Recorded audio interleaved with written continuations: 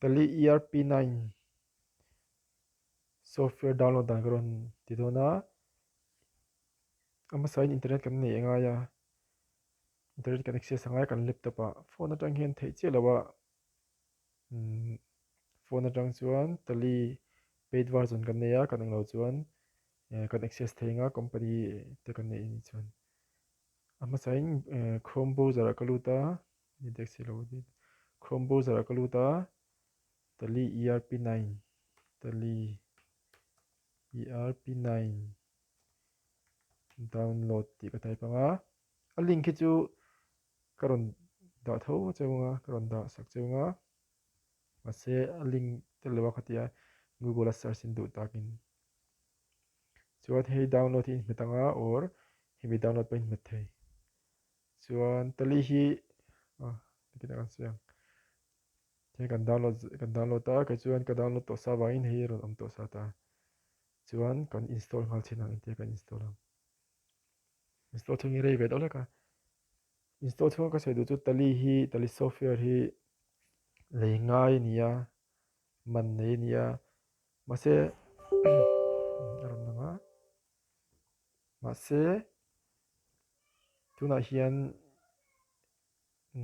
lei lawin kan download thi photanga ERP9 6.6.6.6.3 om to ERP9 om zia chu enterprise resource planning ania hi accounting software digital accounting software thalut tuk mai nia tali hi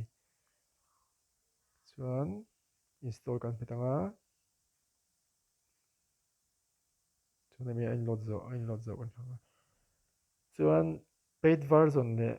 version lo dang lam da kan sei pa mai nga install chungin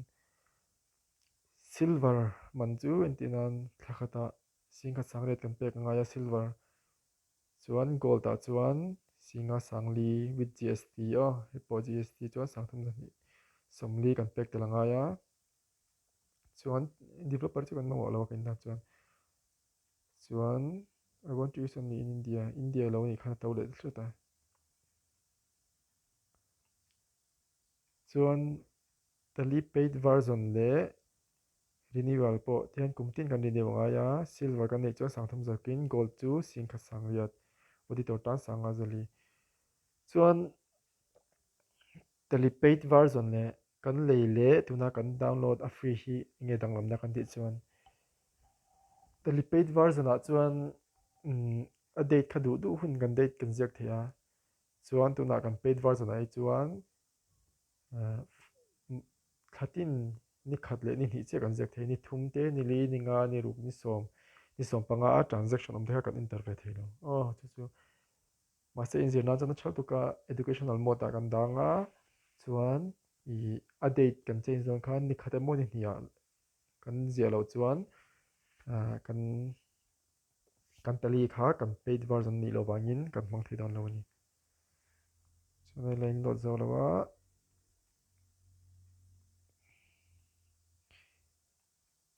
download sa kan ya ke chu paid version ka hmanga mase tuna hi chuan paid version ka hmang don lo big ka hmang big don lawa kan install zo chia ka install le hi tlemin amwang do ni hi aksham shamila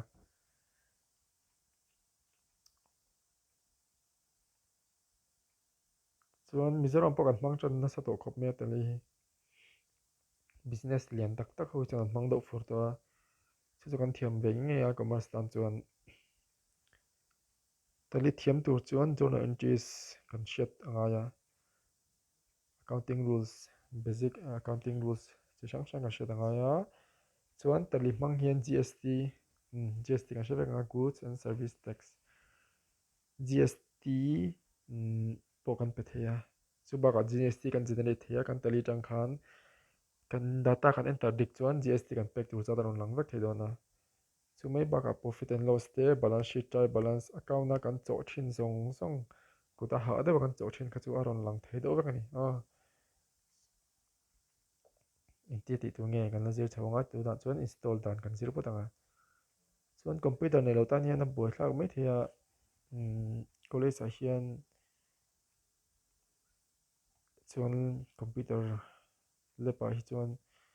kan ti pi me china tu na chuan covid wang hian kan ti thei email si lawa nei lo tan pa uluk deuhin lo enanga in hriat them thei tu a sei kan tumanga zo chepe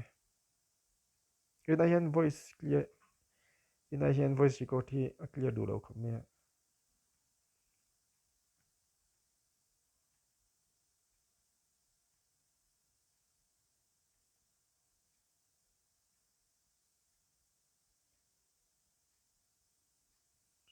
so you have successfully installed Tally ERP9 series A release 6.6.3 64-bit 64-bit cái mà cái laptop 64-bit này cái đó là Java rồi open cả là chú Notion chuan Tally kan open anga kan full screen này thì hiện kan activate chỉ lâu vangin kan lấy cho pan i vangin thì hiện helaya noya inline page hi alt tina shortcut key a chuan thuna chuan educational mode kan hmang dona alt le w emaw alt le w kan hmet chuan alt plus w ve ka sin lang alt le w kan hmet chuan educational mode a kan lut nga lang or mouse mangin kan enter thei voin hi kan click anga an lutang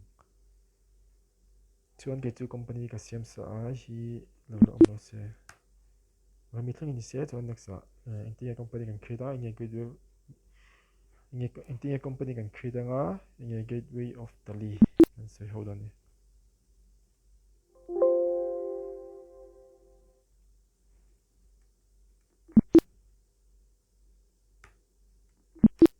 chu pa dangai